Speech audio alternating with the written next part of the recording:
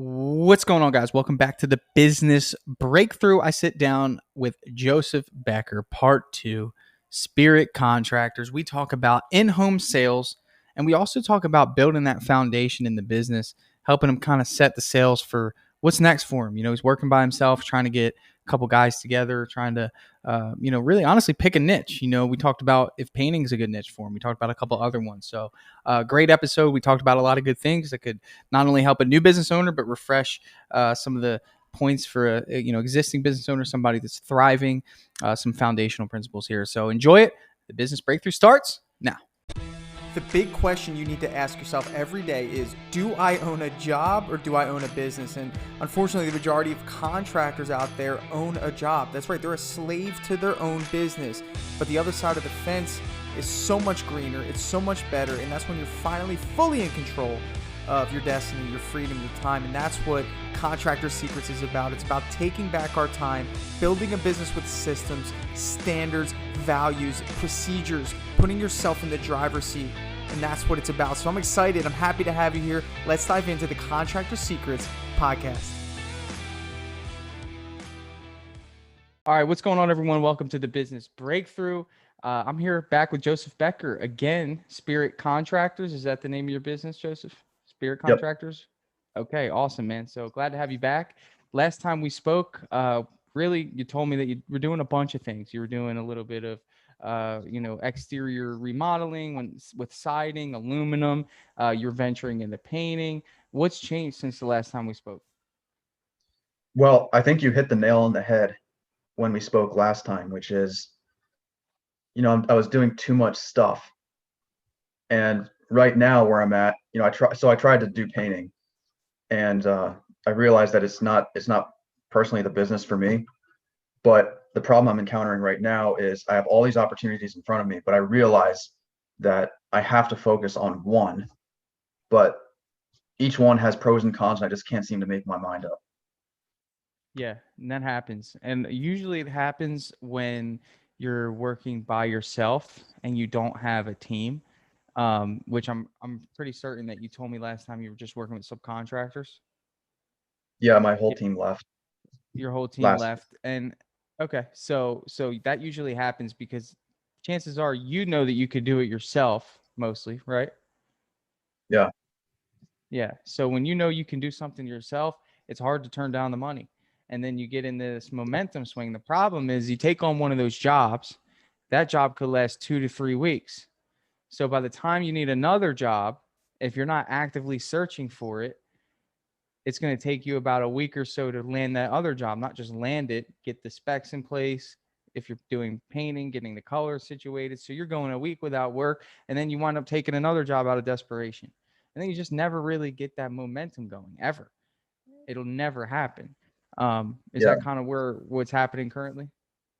It is. And I see other businesses around me that are thriving. I talk to these business owners. I mean, the one guy's, 30 miles across the border in New Jersey. He's going to be doing $6 million this year in retail, just roofing and siding. That's all he does. But it's retail. Because if you remember, I do a lot of work with insurance. He doesn't do that. And young guy, but that's all he does. And I realize that if I'm going to pick a niche, I need to just focus on that niche. And right now, so when you look at somebody who's doing $6 million a year and you try to even remotely relate to that person, that's going to discourage you, because even me, my company does between 1 and 1.2 million. I see somebody that's doing 6 million. I don't even try to compare myself. They're on a totally different level than me. And let me make it clear. Sales is different than profit. So next time you guys have a conversation, ask what his profit margin is. And that's not saying I want to know his profit margin. I don't want to know his profit, because that you can compare. It's proportional. I go up to a $5 million painting company and they tell me that their profit margin's 10%. I'm looking at them like, well, I mean, I'm in a little bit better of a position because we're about 27%, so it's like, even though I have 2 crews that do 1.2 million, who's more optimized? What is my goal? Is my goal to be running around like a crazy madman with a $6 million company?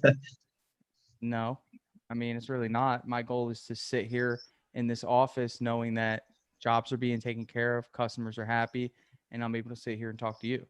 So like whenever you're thinking about like what direction to go, because you're at the starting gate, bro. You're right there in the beginning. And that's an exciting place because you have literally wherever you decide to take the next step forward is what direction you're going to build your company. I think the first Right. step should be down. Like some people think you need to take the first step forward. I think your first step should be downward. And by that, I mean, whenever you're building a strong, building, you got to build that foundation. So if you look at that $6 million company and you look at me at 1.2 and you look at all these guys that are successful, what do they have that you don't have? And I'm going to ask you, if you don't know the answer, I'll tell you. But think about it for a second. What do these guys have that you don't have? No, honestly, I don't really have to think about it because I do know the answer. And the guy that actually did 6 million told me this. I don't have a foundation. A I don't know what I foundation want is to do. some. It could Well, be okay, solar. that's easy. I'm talking about really. I'm talking about a tangible thing. When we talk about foundation, that's intangible. Let me rephrase it.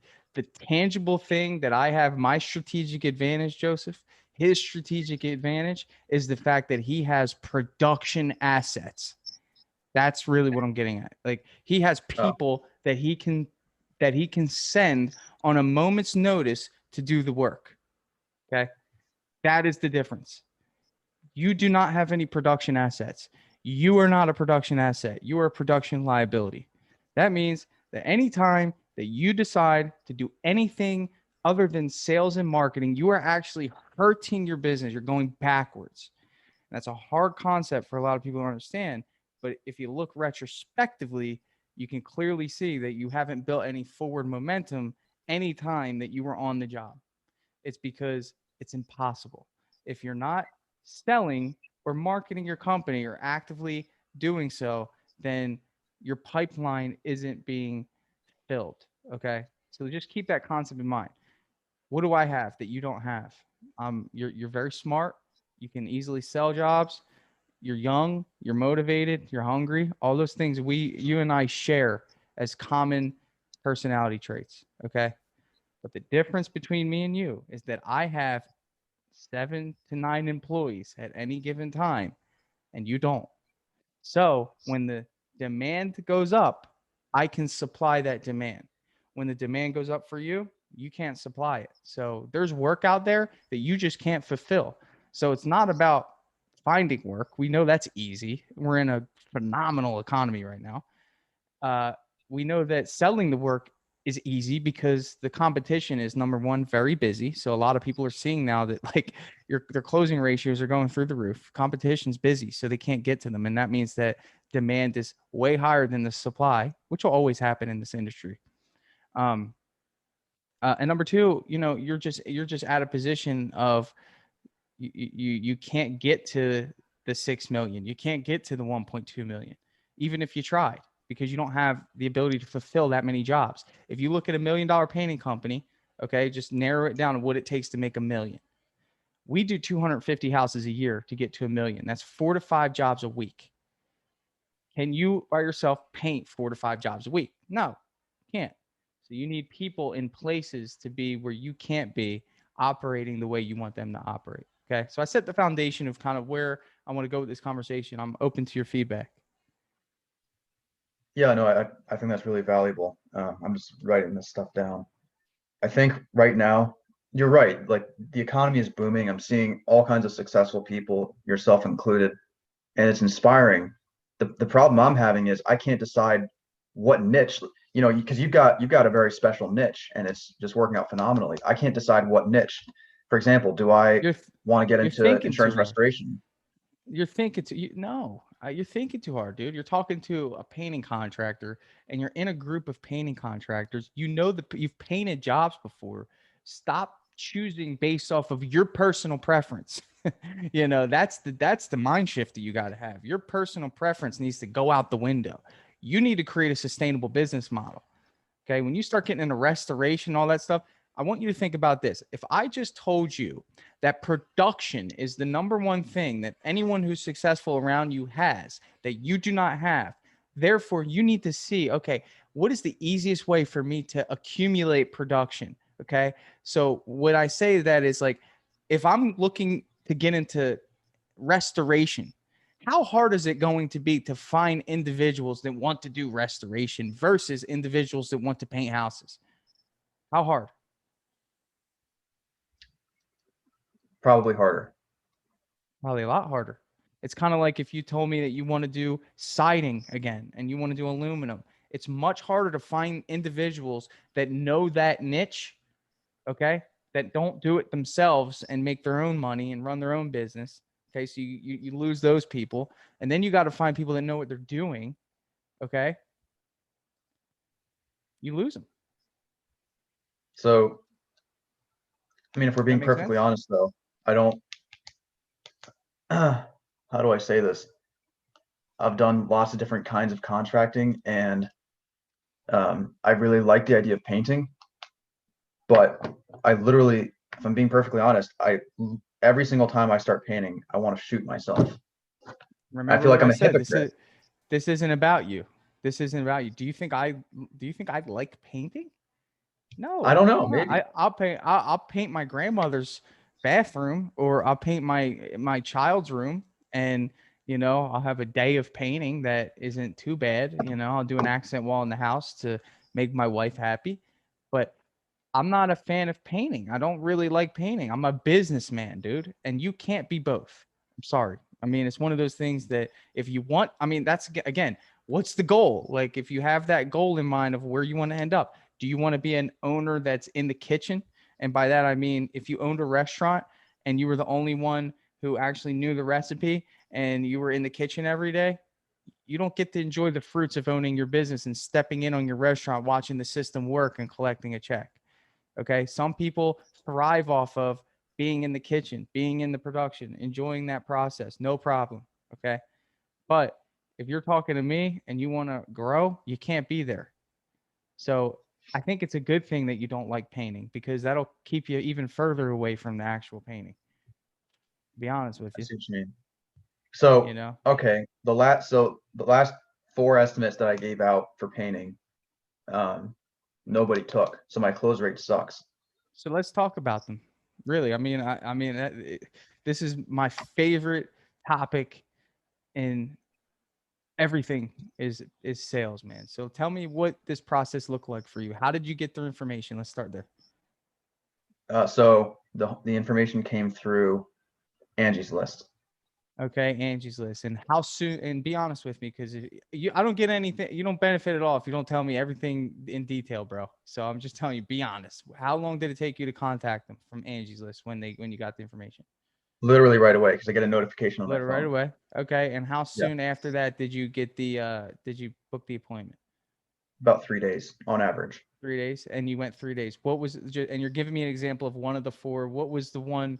What was one of the job types that you did? Walk me through that. Like, what did they want done?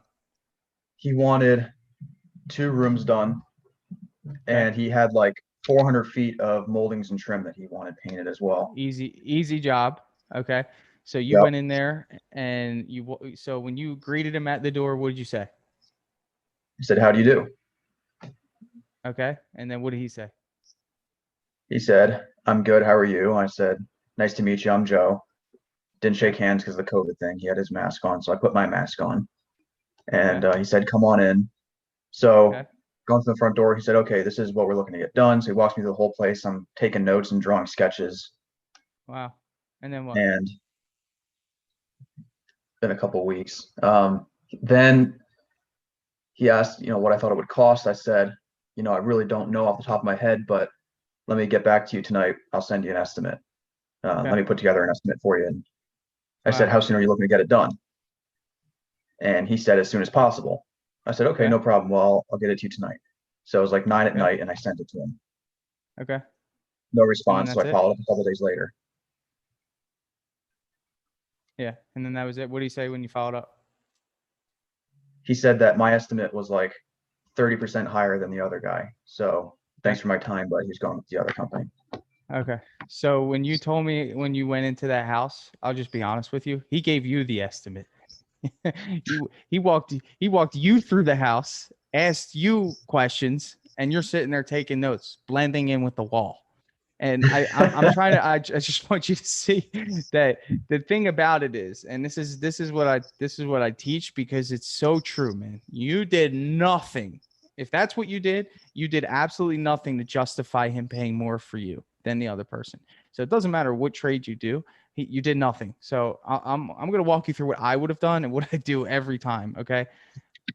I used to work at a restaurant, so I use this analogy a lot. When people come into the restaurant, it was a sushi restaurant, so this is an even better analogy. The sushi restaurant, one of the best in town, they never changed their menu. The guy was so cheap, dude. He just didn't want to pay to have the menu changed. I mean, it was just one of those things that like people actually like made jokes about. It's like they had the same menu from 2005 when I worked there in 2000 like 13 or 12.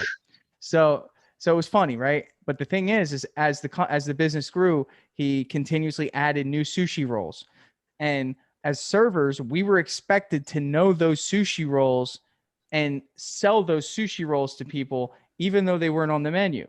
Okay. So we knew that the ones that weren't on the menu were way better. I mean, you had ones that had fire that came out of it. You had ones that had all these like crazy like things. I mean, they're phenomenal. And the cool thing about it was they were expensive. They were like $15 to $19 for one sushi roll. Okay. You coming into this restaurant, you get a nice sushi roll, $15, $19. Okay. What that meant for me was the more I sold, the more money I made, because usually the rule of thumb in America is 17 to 20% of whatever you spend at a restaurant, you get a tip, right? So if I came up to a table and let them order their sushi roll, okay, off their menu that they had in front of you, and I didn't say anything, I didn't offer suggestions, I didn't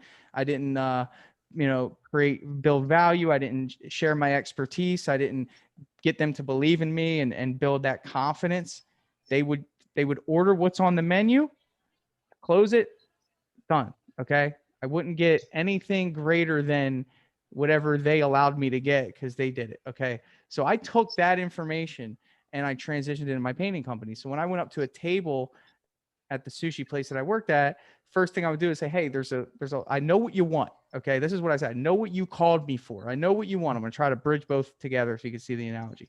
I know why you have me here. Okay. I get it. Right. Let me tell you how I can make the experience better. Are you interested in hearing about it? Okay. Well, we have a couple sushi rolls that are off the menu here. These are sushi rolls that not many people know about. Would you like to hear about them? All right. So what I do is I create a little excitement. And then I showcase the sushi rolls. I explain what's in them. I tell them how great they are. I tell them how all my customers love them. And then you know what? Because I'm being a liaison of the experience, they go for it. And they did it over and over and over and over and over again. And it made them appreciate me. Okay. Now, I know this is different than what we're doing inside someone's house. Okay. You follow me so far? Yeah, I'm just writing it down. Okay. So here's the difference here. Okay. When I go up to somebody's house, first thing I said is, what's the story? When you say it like that, what's the story? All right. They're going to open up to you.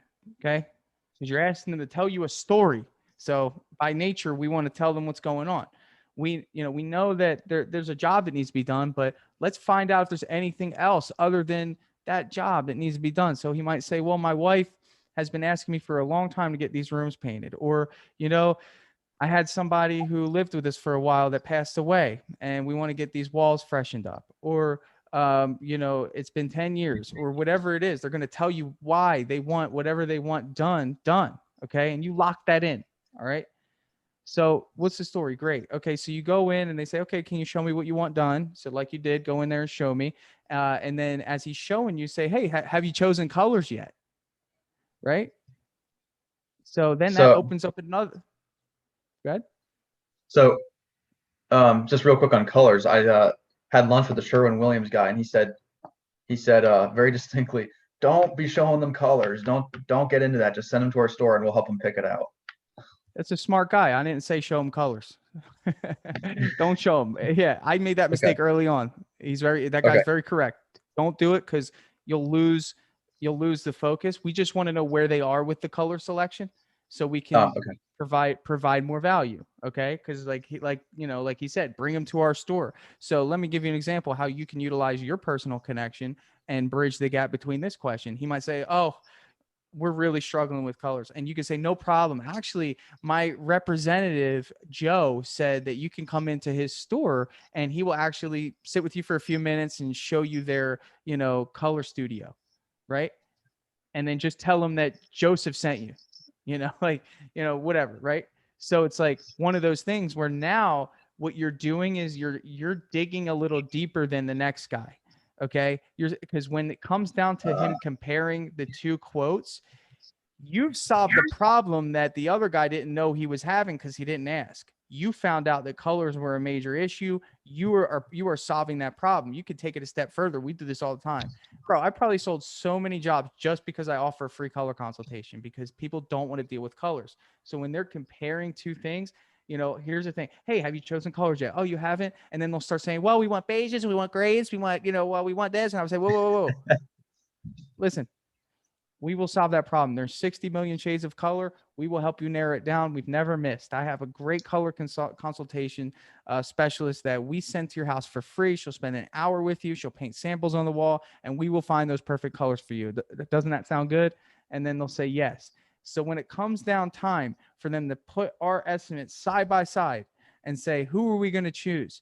They're going to go with the one that is the path of least pain. Okay. All right. And people by nature spend more for a greater experience. That's why people go to Disney World.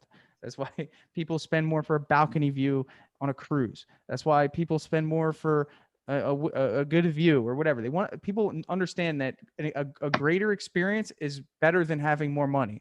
People understand that concept very well. Okay. So what we try to do is we try to create the best possible experience. Okay. And people don't know that they're going to be getting a great experience until you tell them. So when it comes down to it, when you go into that house, let's get past the colors. Let's say you built value with asking what the story is. You locked in that it's a stressful time and you want to, you had someone live in there and the place needs to be cleaned up. And then you got past color and you said, hey, what's this color situation looking like? And then you offer to send them over there to have someone facilitate the colors for them and say, hey, we'll even buy 3 samples for you to paint on the wall so you can get it perfect. Okay. And then you stop them right there. And you say, hey, do you mind if I tell you kind of what the experience is going to be like? Should you go with us? And what is he going to say? No. They're going to say, yes, please. I don't know what this experience is like. Okay. And if you want, you can say, have you ever hired a professional house painting company before? I like to save that question for later because I don't really want to know about it yet. I want to tell them what our experience is because our experience is superior. And that's what you should believe about your experience. The thing about it is, Joseph, you're at a point in time in your business where you really don't have much to offer other than yourself. But in the same breath, a lot of people appreciate that. The guy that's selling the job and actually doing the job, people do appreciate. I mean, that's exciting to them. Like, oh, okay, you're the guy that's going to be here. So they don't have that, I guess, the unknown of who's going to show up. So we spend a lot of time explaining who's going to show up. Right now in your business to just sell some jobs, you could say, hey, I'm going to be here. So that just goes so much further than saying, hey, other people are going to be here. So what you should have done is just say, hey, can I explain to you what to expect? So you can say, listen, I take a lot of pride in being on time. I know, there's different companies you may have dealt with that don't call or show up, but hopefully by now, based off the couple interactions that you've had with me, I communicate really well. And I take a lot of pride in making sure that we're on the same page. That's number one. Okay. Number 2 is these floors you have here. I could tell that the carpets are just really nice. A lot of companies come in, they just bring in tarps from the truck. They shake them out in the yard. But what we do is we actually put down a nice builder's paper to make sure that your carpets are really clean. And we take a lot of pride in that cleanliness. Okay. Number 3, when we get to the job, there's a couple of things that we're going to do. The first thing is I'm going to paint all these boards by hand. All right. I want a nice hand painted finish on these boards. And the next thing I'm going to do is I'm going to paint all the walls with 2 coats with a nice Sherwin-Williams cashmere paint. Right. And what you're doing is you're creating the experience before he has the experience. So again, when they put those estimates side by side, right, we want it to be painful not to choose you because of all the wonderful things that you promised. You've got to be able to help them justify a 30% difference, which probably wasn't much. You probably quoted it for around, I'm going to guess $1,000. The other guy probably came in at $700. Is that true? No, it was actually a lot of work. I think it was like around 4,000. around 4,000 for and he came in about, but even though if it was a 30% variation, you weren't too far off. Okay. No. So here's the thing. Now I'm trying to get past this. Are you following me so far? Is everything making Yeah. sense? Okay. Yep. So as you do this, let's say you build immense value, and you go home and do the quote, no problem. You're building value. So the excitement's there. I love that you sent the quote at 9:00. Okay. That shows that you're astute. People, the right customers appreciate this. I'm talking about you finding the right customer. Yes, there is a such thing as the wrong customer. So don't get it twisted. But we're doing this for the right customers. We need people to see us for who we are. Last part of this. When you do that follow-up, okay, and he tells you that you're higher than the other guy, and you just hang up the phone, I would have done the same thing if I were you, because you didn't do anything to earn the right to negotiate, okay? Because you didn't build an emotional connection for them to justify changing their mind, right? Because you could come in, if I did all that stuff with that guy and he told me I was 30% higher, I'd say, Mr. Jones, one thing that you told me is that you appreciate a company that communicates and is on time, correct? And he'd say, yes. I'd say, well, I'll be honest with you, sir. There's no other company that has the level of communication and professionalism that we have. Most of our customers justify a little bit higher of a price for a great experience. And that's one thing that we pride ourselves on. Is that something you can appreciate? Yes. So I'll say this, listen, I don't know if you've already wrote the deposit check. I assume since it's been so soon since we last spoke, you haven't done so. So may I have one more shot to give you a better offer, and with this better offer, would you allow me to earn your business today? And if they say yes, great, you have another shot. If they say no, then okay, move on. But give yourself another opportunity to sell that job. But you can only have done that if you know what his value points are. He'll tell you, does he like communication? Is he real big on product? Is there a situation where you said he needs the job done soon? You can use those things. I like how you asked, hey, how soon do you want this job done? And he'll tell you next week. Well, hey, guess what? We have an opening next week. I can get it done Monday. And you can use that urgency to create that negotiation, but you only can do that when you know your numbers. But you working by yourself, you could have sold that job for $3,500 probably and got it. You could have matched the price and got it. You could have. It's only you making money. So it definitely looks like I'm thinking too much about this stuff. Well, Analysis paralysis. When I go to a job, I'm not thinking, man, I have to do all this stuff. I'm thinking, no, my team is going to do this stuff. So it's different. Like you're thinking like, man, I'm going to charge to justify the energy that I have to put into this project, which is kicking you out of the contention. You could have dropped your price 30% and sold that job and made good money. 100%. You could have, So like, you got to know that like the transition you're going to have to make very soon is hiring people.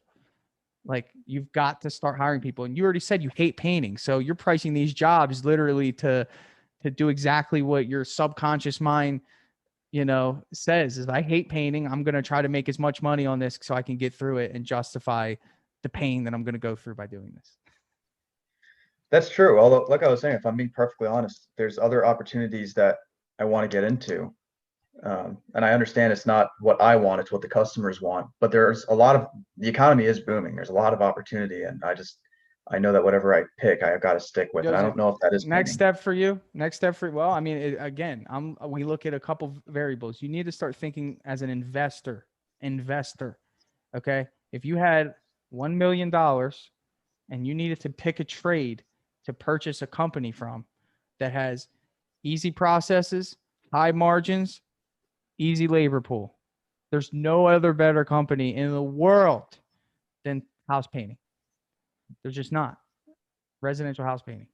Because the skill level is so low for entry-level workers. Because people can do it themselves.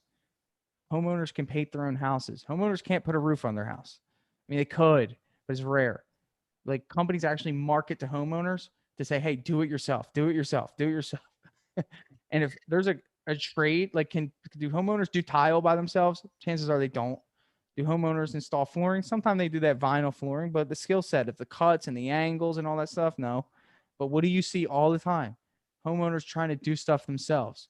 That's how you know that the labor pool is an easy labor pool. Okay.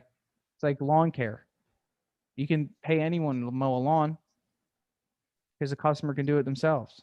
So it's devalued. So, and that's an important point for sales. How do you justify your price when somebody thinks they can do it themselves? What are you showcasing that you do any differently? I love when people try to tell me they do their exterior themselves. I say, oh, okay, well, just so you know, when we do it, we put plastic on all the windows because if you try to spray those metal soffits up there, you're going to get overspray on all your windows. So make sure if you do decide to do it yourself that you get yourself some plastic. Reverse psychology. I like it. Well, being honest, I mean, if you're going to take the leap, make sure you get the right stuff. Call us the next round.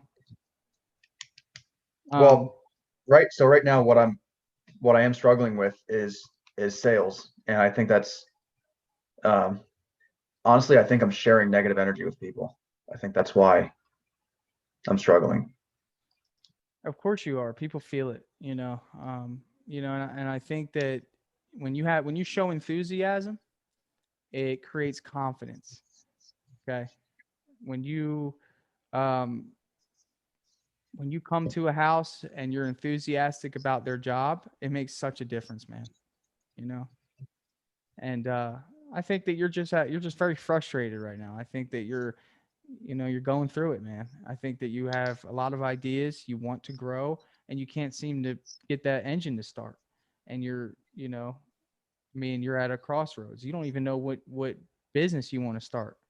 And that's a hard position to be in, man. I don't really know how to get you past that niche thing. I'm just trying to help you see that you're an investor at this point. You're no longer an employee of your company. You need to be an investor. Investors make strategic business decisions. They don't make decisions based off of their personal preference. They make decisions on what their market is doing. People buy true. McDonald's franchises not because they eat McDonald's, bro. It's true though. I guarantee the franchisees probably don't even eat the food. They probably know better, and that's crazy. Probably not. So if you ever, yeah, like there's a good analogy for you to take home, So I would say this, man, your next step is to hire immediately, like today. Like you need to have ads on ZipRecruiter, Indeed, Craigslist, and Facebook. Okay. You need to do it. I mean, there's no question about it. I have a hiring course I'm going to give you for free. It's a 5-lesson course. It'll tell you everything you need to do, and you can use it and get your ads up. But you won't get anywhere unless you get somebody to work alongside you. It'll lessen the blow. And yes, you may have to paint for 6 months, but you have that goal in mind to put together a team that does the painting for you. Forget the subs. It's not going to work in the beginning. Stop trying to do the sub thing. They don't care about you. They don't respect you. They care about their own business, their own brand, and you're going to be paying way too much for them to do jobs that you earn. You're only going to be making 20% on them. What's the point of doing that? You can make over 50% if you just put together a team of 3 painters, employees, pay them well. Yeah, I see what you mean. I think you should try the painting thing. Commit to it for a year. Don't do anything else. Stop taking other jobs. Just stop. I know you don't like it, but again, that's a benefit to you because you're going to get out of it quicker. Yeah, I definitely have to put some thought into that. Stop. Remember, McDonald's, man, they don't eat the food. It's a good investment. They might go in there and cook if they need to. If they're short-staffed, they might go in there and, do inventory if they need to, but they're not going to eat the food. And they're probably not happy they're there, but they do it for the betterment of the business. That is true. What if I run out of ad spend before I actually parallel that with results from sales? In other words, right now I'm still learning. I'm still really learning sales, and I'm spending a fortune in ads, and Angie's List and Home Advisor, I'm not getting anywhere. Well, it's your processes. You're not getting anywhere because your marketing cost should go down when your sales ratio goes up. So the better you are at sales, the less you spend on marketing because you don't need as many leads because you're converting leads to opportunities at a higher ratio. Okay. But it doesn't matter because you only need 4 jobs in a month, 1 a week right now. So you only need to capitalize on 1 job out of, the week. I have to get 25. So, it should be proportional. I mean, there's never been a time where I was like, oh, I shouldn't spend money on marketing. My return is crazy. So it's like one of those things that you just need to dial in on your sales process. And I'm sure you have a bunch of leads right now.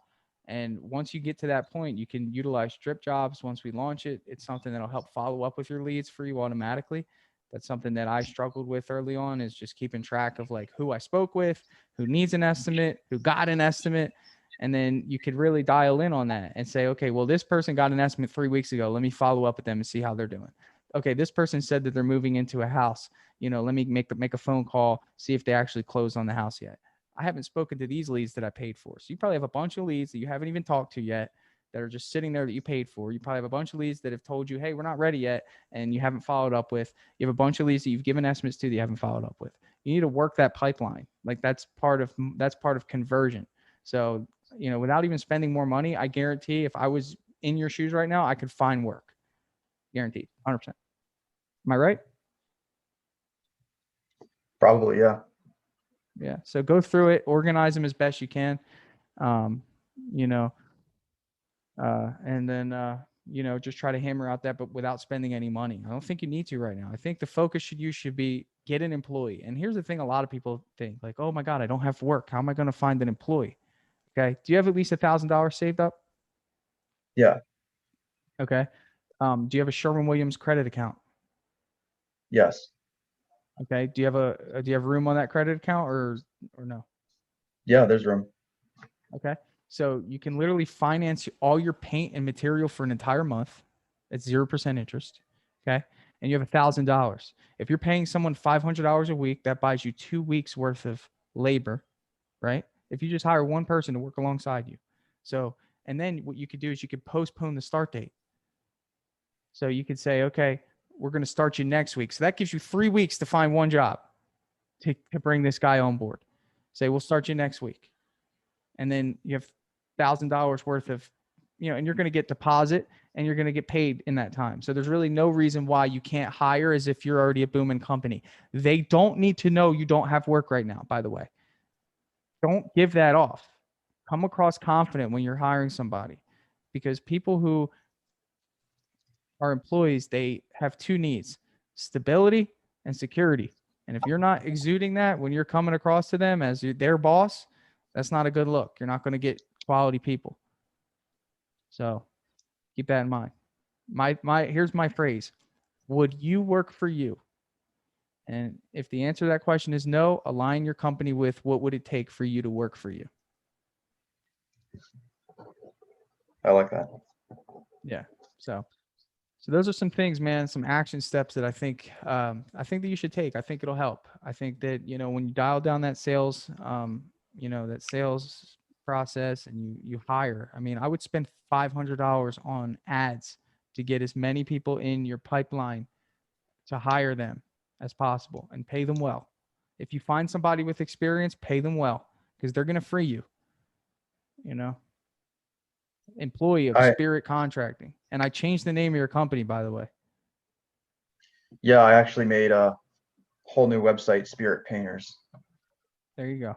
So, start advertising as Spirit Painters. Yeah. Well, listen, man, I really appreciate all the insights and advice. I mean, that was very insightful. Cool. I really appreciate it. Cool, man. Awesome, man. Well, thanks again for jumping on the business breakthrough, bro. I really appreciate it. And I'll catch you on the next one, man. I'm sure we'll chat again. And, hopefully next time you tell me that you got a couple guys with you and you guys are building some momentum going forward. Cool. Thanks again. Talk to you soon, then. Talk to you soon, buddy. Dripjobs CRM is finally here. That's right. So Dripjobs is an automation platform for contractors, home service professionals that's going to automatically follow up with your customers. It's going to allow you to send invoices, estimates. It's going to allow you to send out blast marketing emails to individuals based on where they are in the buying process. This software is next level. And I'm reaching out to you. You're a listener of this podcast, and I want you to be one of the first ones to give it a shot. So if you want to see what Dripjobs can do for your business, I'd love for you to head over to dripjobs.com, sign up for a free demo and get your team involved and let us sit with you and show you how powerful this software is. It's going to save you time, it's going to make you money, and you're going to love the features that are built into Dripjobs. So if you want to check it out, head over to dripjobs.com, and we will give you first priority being a podcast listener to be one of the very first to try out Dripjobs in your home service business. I'm super excited to share that with you, and I'll catch you on the next episode.